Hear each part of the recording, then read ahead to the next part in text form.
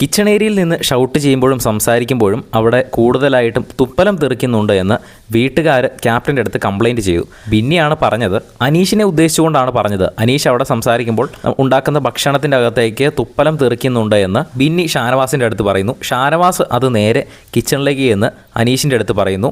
അനീഷിൻ്റെ അടുത്ത് പറയുന്ന സമയത്താണ് അവിടെ അക്ബർ അടുത്ത് നിൽപ്പുണ്ട്. അപ്പോൾ അക്ബറും ഷാനവാസും തമ്മിൽ ചെറിയൊരു വാക്കുതർക്കം അവിടെ നിന്നുണ്ടാകുന്നു. നീ ആരടാ ചോദിക്കാൻ എന്നൊക്കെ ചോദിക്കുന്നു. അപ്പോൾ ഷാനവാസ് പറയുന്നു, ഞാൻ ക്യാപ്റ്റനാടാ, ഞാനിത് ചോദിക്കും, എനിക്കിത് ചോദിക്കാനുള്ള അധികാരമുണ്ട്, നീ ആരടാ, നീ പോടാന്നൊക്കെ പറഞ്ഞ് അവിടെ അങ്ങോട്ടും ഇങ്ങോട്ടും വാടാ പോടാന്ന് പറഞ്ഞ് അക്ബറും ഷാനവാസും തമ്മിൽ അടിയാകുന്നു. ഇവർ തമ്മിൽ ഈ ഒരു പ്രശ്നം നടക്കുമ്പോൾ ഒനീൽ സാബു അങ്ങോട്ട് വന്നിട്ട് ഒനീൽ സാബു പറയുന്നു, നീയൊക്കെ ആദ്യം ഭക്ഷണം ഉണ്ടാക്കടാ, ഭക്ഷണം ഉണ്ടാക്കി കഴിഞ്ഞിട്ട് നീയൊക്കെ ചിലക്കുക എന്ന് പറയുന്നു.